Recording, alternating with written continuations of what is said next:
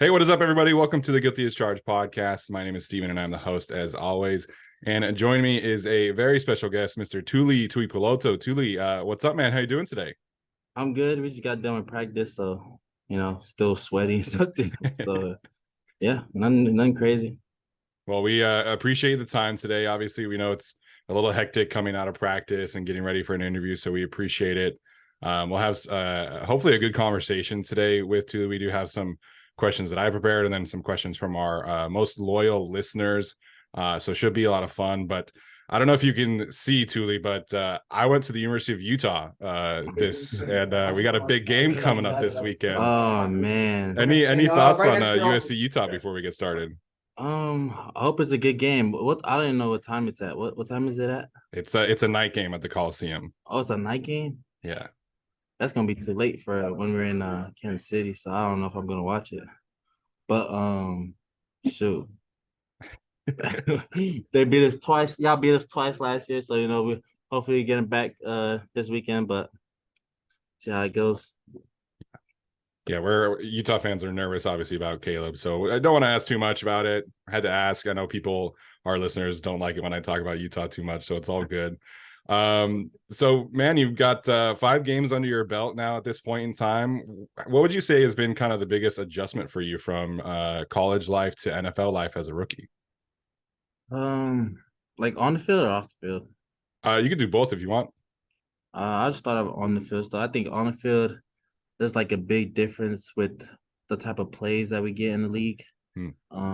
Just different types of look and everything. So it kind of is like a lot of stuff we play against is kind of some of them is kind of like new to me still. So yeah, I think that's the hardest part for me right now because like you play like obviously play 3 seasons in college, you know what type of plays is like that's like basically like the norm, and then when it comes to league, like every team is different. So Hmm. I say that's for sure the biggest difference for sure. Yeah, I think Chargers fans have really appreciated the effort that you play with, and you talked about on the All In episode this week. Playing that you want to, play for your brothers, play for your teammates, especially Joey and Khalil. Outside of just like playing for them, where does that energy, that motor come from on a week to week basis? Because I feel like we can always count on you to just like, make some effort plays every single week. Where does that come from for you? Um I think I just it's the way I learned how to play football, Hmm. and I kind of just stuck with me. I was late to the scene with football. Um, and like when I first step foot on the field, like my coach back in high school, his name is Travis Clark. Hmm. Um, all about effort, and it pops up on tape. Those are the kind of splash plays I like to see. Hmm. Seeing a guy run a D lineman running, and trying to hit somebody. So I think I take pride in that for sure, and it's fun. I mean, shoot, they don't see you coming, so Yeah. yeah. Do you feel like your cousin Talanoa and obviously your brother Marlon playing in the league? Do you feel like them going before you has helped make things maybe a little bit more comfortable for you adjusting to the league? Oh yeah, 100%. I mean, they told me what to expect coming in. Um, and yeah, I mean, I talked to them. I still talk to them today. I mean, we was on a group FaceTime a couple days ago, Mhm. just talking about how different our teams are. Can't get too deep into that, but Yeah. I feel like it's just different vibes in each team whenever we talk about it. So I think it's pretty cool, and they for sure prepared me coming into league. Like I said, they told me what to expect and all that. So yeah. Love to hear that. You excuse me, you talked a little bit about the All In episode about what your culture and your family mean to you, and it was funny to see the T being thrown up and Nick Neiman joining in and everything, and Coach Da was making some jokes about it too.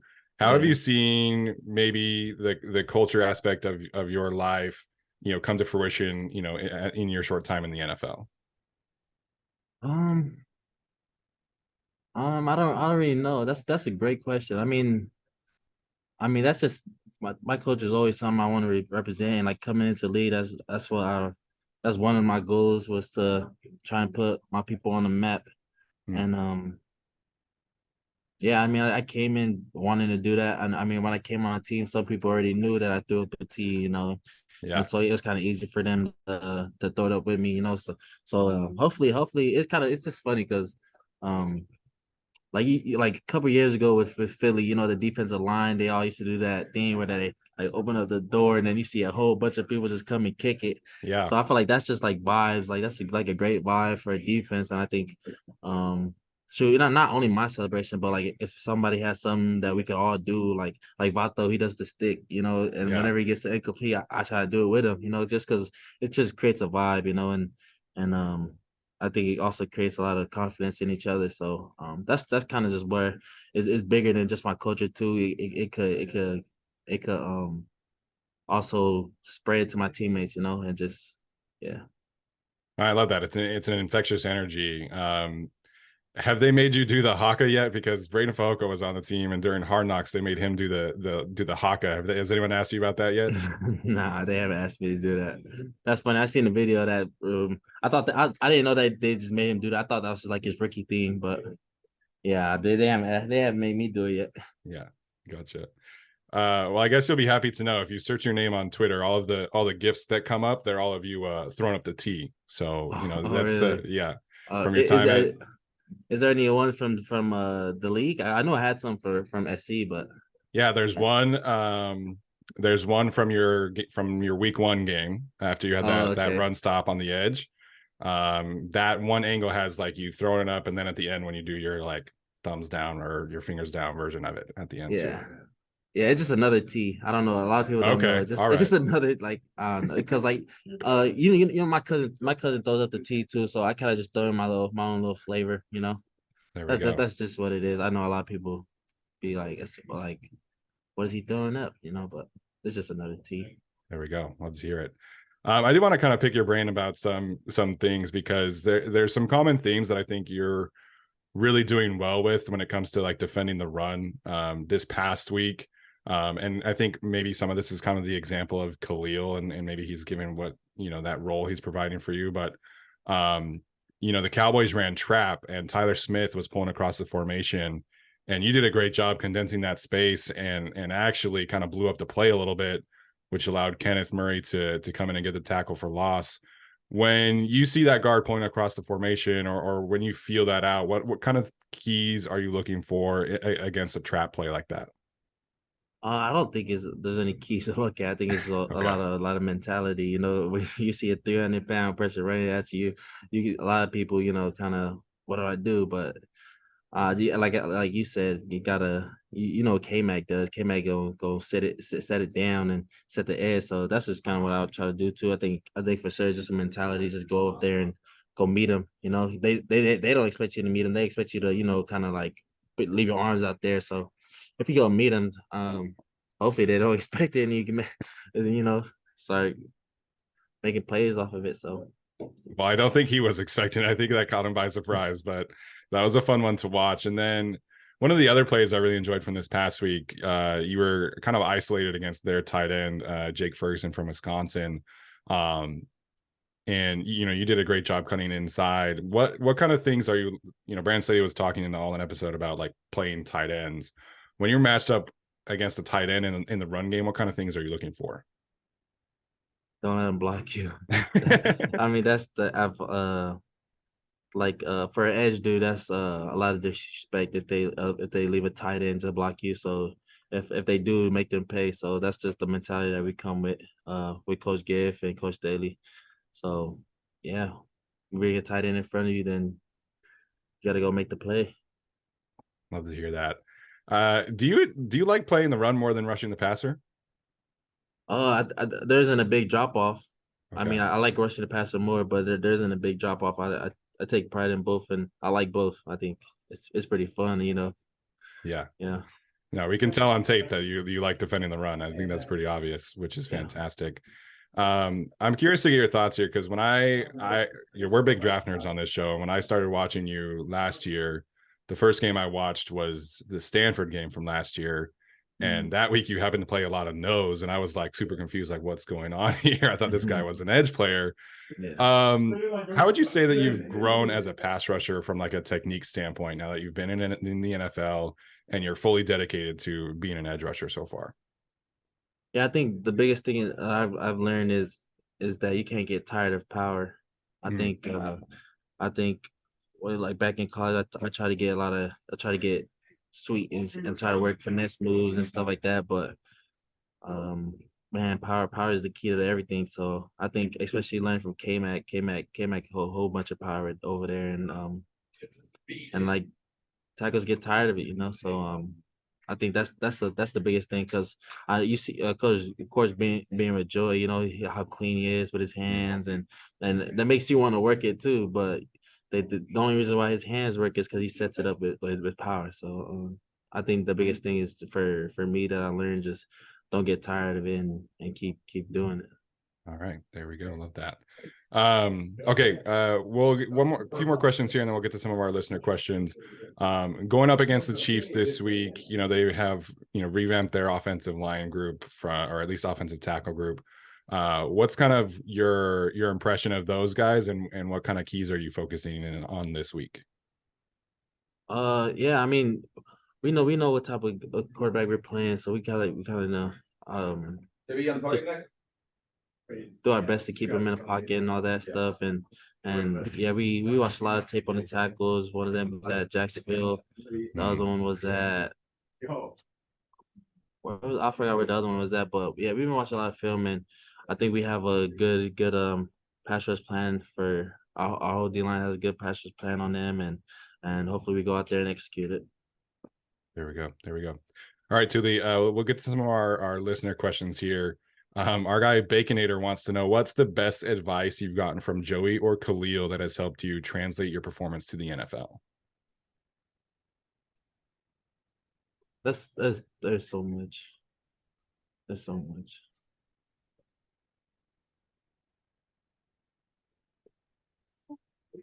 Anything in I, particular, maybe like a technique or anything like that? Yeah, I mean, the technique is hard. Like technique is gonna take a while to get to like trying to get to where Joey swipes at. You know, it's gonna take more than just a couple games to get there. I might take a couple seasons to try Yeah, to get on his level. But yeah, there's just so much advice that they giving me. But like, I'll just say the little things. I say like I appreciate y'all watched the all in video. Yeah, I mentioned the routines that Joey B has and the kind of mindset Khalil has yeah, towards everything. So I think for that, I think those are the biggest things.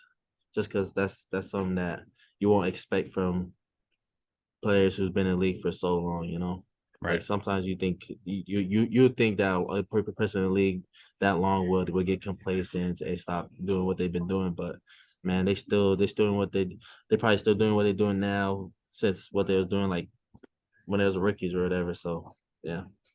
All right, all right. Anurin wants to know if you have managed to beat Rashawn Slater in a one-on-one practice situation yet. That was something you talked about in training camp. And also, if Uh, there have been any other offensive tackles that have given you some challenges like Rashawn in your game so far. um, I'm pretty sure I've beaten them. I haven't went against them in a while since the season started, but Okay. uh, he's a great player. I mean, he for sure has prepared me a lot too, and especially because me being on the right side is pretty uncomfortable for me. But so going versus him, it just makes it even more harder and tells me that I need to work harder. So I might have got lucky one playing and beat him, but so I don't know. But we've been going some great tackles. I know. Yeah, Um, we had dudes that been in the league for a long time, like the dude at the Vikings. My bad. I'm still a you're rook, still good. trying to No learn people's worries. names. But yeah, there's some dudes that's been in the league for a while. The left tackle at the Vikings was pretty good. There's off. Gave me a lot of trouble. Left tackle at the Raiders gave me a lot of trouble also. And then those, I feel like those two right there was my biggest challenge so far. I mean, I went against Tyron Smith last week, and that was an honor because we both some USC guys. But Yeah.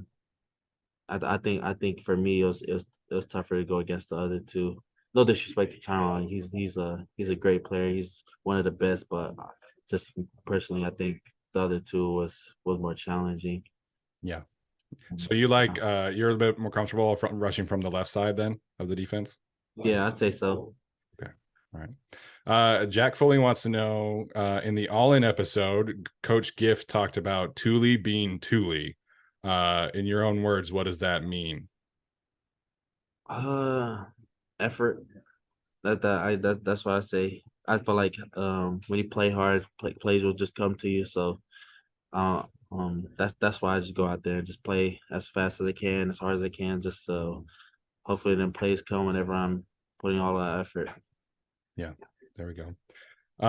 Jay Herbo mentioned that we've talked about your cousin and your brother.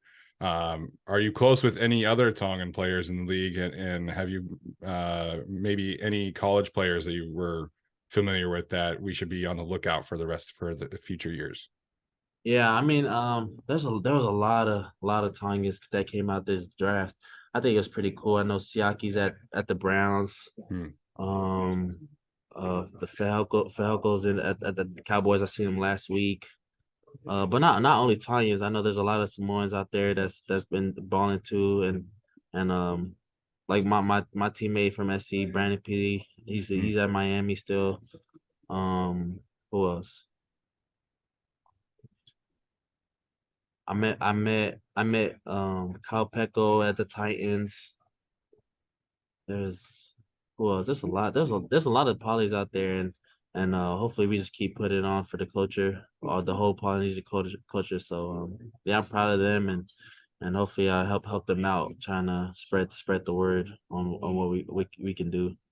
There we go. There we go. All right. Last one here from Rogue Panda. He wants to know, and we get this question a lot.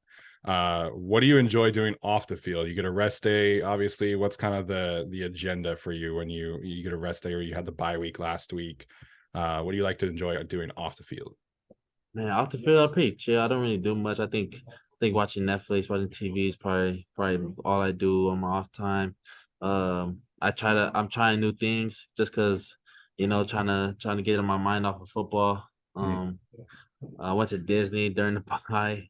All It's right. fun. It's funny because a lot of people, a lot of boat fans was at Disney also. So I got to take a picture of a lot of people and meet a lot of people over there too. So that was pretty cool. I didn't think they'll notice me like that.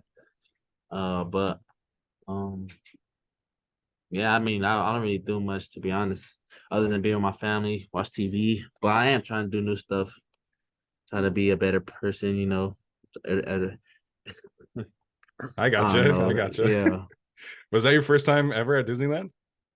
I've Wow. been in Cali my whole life. That was my first time. Did you like it, or did you think it was overrated? I mean, I think it's great for kids. I think for me though, it was still a good experience. It's a good experience because I used to watch a lot of the stuff that was over there. But All right. yeah, All it right. was good. Sounds good. All right, Tuli. Well, we'll get you out of here, man. Can't thank you enough for your time. Really appreciate it. You know, the fan base is definitely very, very excited to continue watching you. You've been crushing it so far. So keep it up and obviously stay healthy the rest of the way, man. Really appreciate it. Appreciate it. Thank you.